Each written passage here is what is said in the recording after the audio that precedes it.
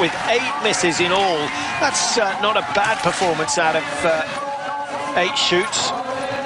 40 shots in all, 40 targets to be hit, and they've taken 48 rounds to do it. Well, really, the Swedish men, of course, Lindström and Björn Ferry, they've put in a good performance. They've only lost 4 seconds from when they were handed over to, or from when Björn Ferry was handed over to. Russia, Norway, Czech Republic, the 3 best teams from the range. Germany 4, France 5, Slovenia 6, Italy 7, Ukraine 8, Sweden 9 and Switzerland 10. Då ska vi gå ut till mellantid igen och då handlar det om 6,3 kilometer på den sista sträckan. USTYUGOV on the charge. This is the big climb, and he saved something for the last 2,500 meters. His hips have dropped back a little, Mike, maybe indicating fatigue, but the work rate is still there. You just get the feeling that he has been told that Svensson is on his case, and thankfully for of course, USTYUGOV, that it's a 29-second gap. It was a 29-second. I think Svensson will take at least 15. Although when he realizes it can't be done, he might back off. 6.3, he's only got 1,200 meters, of which 600 are downhill, and he's still got 27, so nothing going there. Svensson will save something for next week. MORAVEC, what a great start to the Czech Republic season. Let's hope that this is not a flash in the pan and that they can keep it going. What's going on with that right leg? Well, he's trying to get compression down as he drops his arm. I think he's just trying to put a little more energy from his body drop. It's like jumping on a set of scales. I suppose he's going for more kilo power through the edge of the ski. Yeah, just making sure that the ski goes flat on the snow. Sometimes you over-exaggerate that as we watch Germany come through. Simon SCHEMPP in 4th, and they're trying to hold off France in 5th. The French have got the better of the Germans in relays in recent years, but not today. Well, at the moment, the French coach is telling both to catch SCHEMPP at all costs. Make sure you close that gap. Try and catch the German. Positions are so important. I do agree with the French. It's vitally important to get good results early on in the season because they're a team that respond to success. And we've seen that time and time again. Once they start winning, they can't stop. But then they have to start again the next season. Raise the spirits in the camp, and then they should see some glory coming their way. I think so. They're a very happy team, but they're a very close team in that they keep themselves quite a bit to themselves, and they keep it all within and work so much at their team spirit. Well, there's the margin, and Svensson is into cruise mode. How do you think he looks for this season? Is he going to claim back that overall title? From what we've seen today, and this is him backing off, he realizes he can't quite get the first. I think he's looking brilliant, just so balanced, so easy on his skis, and you just feel there's so much more power there. He had to kind of go fast on his stand shoot, whereby he missed 2 targets, but for the individual on Wednesday, I'm sure he'll change those skills.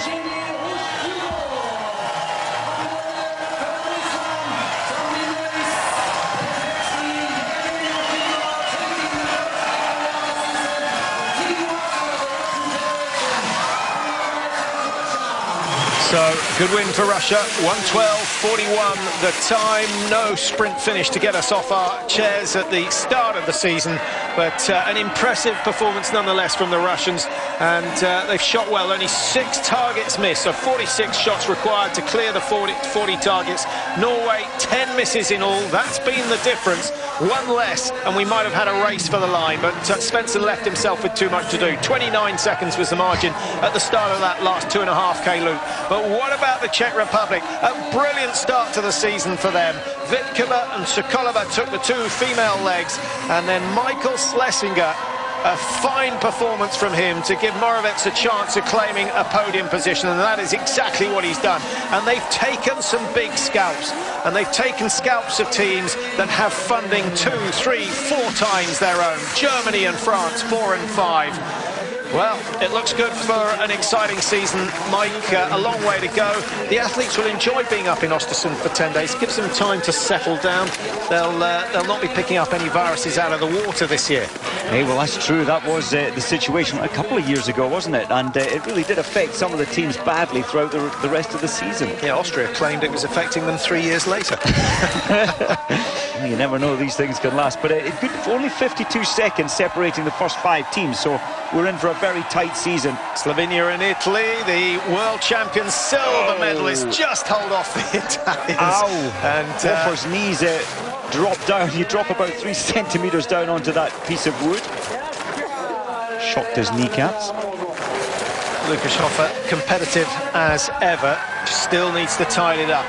No real evidence that his shooting has improved, but I'm sure it will have done once we see him in the individual races. And Freddie Lindstrom, who looked as though he was going to have a bit of a sprint finish with the Swiss team, finds himself with no one to race. That's a bit of a shame. Hallenbatter that was. Simon Hallenbatter going down hard to allow Sweden to claim 8th position. Still 2 minutes behind, so all the way from the second leg, Mike, Sweden have held their own against the leaders, but without the pressure. So that shows that the Swedish men are on form and will certainly be in a position to challenge. Well, not a bad race, not the most exciting finish we've ever seen, but credit to Russia. Throughout their whole performance, only 6 pair rounds, it was the best shooting performance of the day. And if you imagine just missing, well, a couple more shots, that first place would have been the second place, with Norway skiing slightly faster. Well, they're not hanging around for the prize-giving ceremony. There are plenty of Glühwein tents out the back of the stand. And then, what have they got, a couple of kilometres, 15-minute walk or so back into the centre of Oestersund, where plenty of entertainment will be laid on this evening. And Oestersund is one of the few World Cups where you're actually based in the city, in the town. And at this time of year, all the teams have been doing this serious 3-4 weeks training, and mostly in Scandinavia. It's a healthy change to get into a town, and you can get away from your teammates, away from your coaches, and a bit of relaxing time needed. Now, the Russian fans do travel in numbers, and absolutely passionate about their biathlon, but very impressive that they make their way throughout Scandinavia. And of course down into Europe for the second part of the season. Oestersund hosting the first round. Hochfilzen, of course, is on the card as well. We'll have Oberhof and Ruhpolding and Antolz all on the programme throughout the year. Well, the highlight is going to be the World Championships in Novo Mesto. Belarus, 13th, 12th place for Belarus. Poirier obviously has more work to do with them. Finland in 13th position, 350 behind. I do think on the Belarus front, of course, we saw the two Belarus, in the women's side, they're strong, very competitive, up into, what, 4th, 3rd place. The men let them down slightly, but I do believe we're going to see that turn round as the season goes on.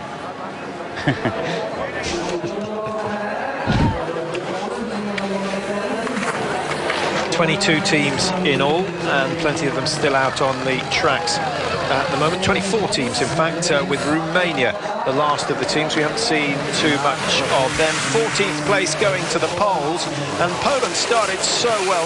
They're another team who have 2 very strong women. Kristina Palka and Magdalena Gwizdon deserve some credit. They did exceptionally well. Still had the team in the top 5 at the end of the first 2 legs.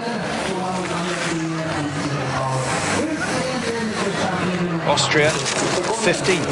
Now, that's a bit of a surprise. We thought they might be coming through, but not the case.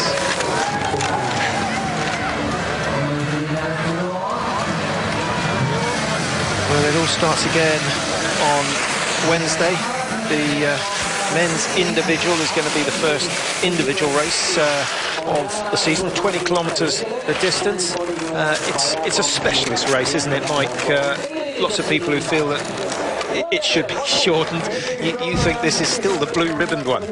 I think it's one of the big... We're only going to get 2 or 3 each season now, but I do think it is a test of mind and body over the longer distance. And yes, you've got some athletes more for the endurance. Of course, the shooting is vital at 1 minute per target missed.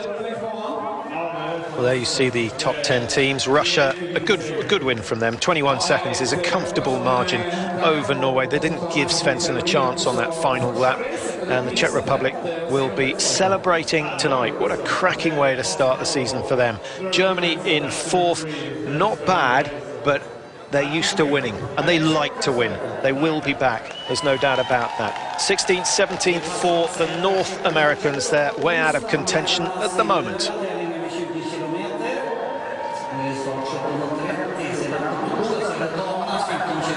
So that's just about all we've got time for this afternoon.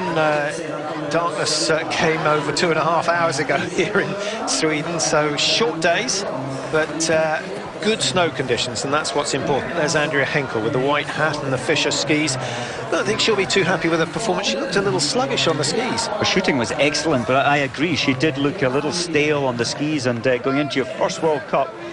And she's got 2 days now to get some feeling back, and maybe this blowout today, the nerves are put aside now. You've raced 1 World Cup, you know what it feels like again. It's a reminder after, you say, those 222 days since the last World Cup.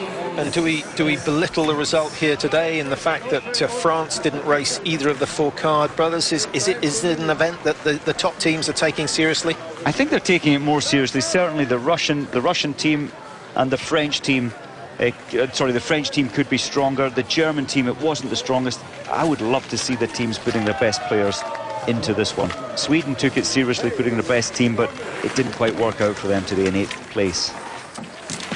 Yeah, Sweden have lost their key player, their trump card in Helena Ekholm. This is the warm down already, Patrick, so those who are not going to the podium, they're going to ski this track again for at least half an hour at that very slow pace, just getting the recovery very, very slow to get rid of the lactic acid build-up. Yeah, they could do with a bit of a flat track to do that, but they don't have a choice around here. Let's have a look at the programme for the rest of the weekend. Alpine skiing from Aspen, USA. The women's slalom. The men are also in action. They're in Lake Louise for the men's Super G. It's fast and furious for the men over there in the North America. Nick Fellows, John Clark, Matt Chilton will all be with you tonight to talk you through those events, the early stages of the Alpine season as well. Well, the biathlon season has just started, and we need to have a quick look at what is coming up next week. As I mentioned, Wednesday, the opening day for the individual races, and the start time, 17:15 European time, 4:15 if you're watching in the UK. Many of you may have to get those recorded if you're still at work. And then Saturday, the sprint events. Sunday, the pursuits. Everyone looking forward to Sunday. It's always a good programme, the double pursuit, men's pursuit, women's pursuit, and that, of course, is based on the results of the men and women's sprint. It's a good race. It's one that really determines the overall World Cup results at the end, because if you do well in sprints, you generally do well in pursuits. You do, and I love the format, the pursuit. Yes, if you're handicapped by 40 seconds after day one, you've got to try and make that so it puts pressure all the way down the field, from the front to the back of the field. Well, let's just have a reminder of the top 3 teams today. The Czech Republic, a surprise podium finish for them and a brilliant way to start the season. VITKOVA, SOUKALOVA, SLESINGR and MORAVEC.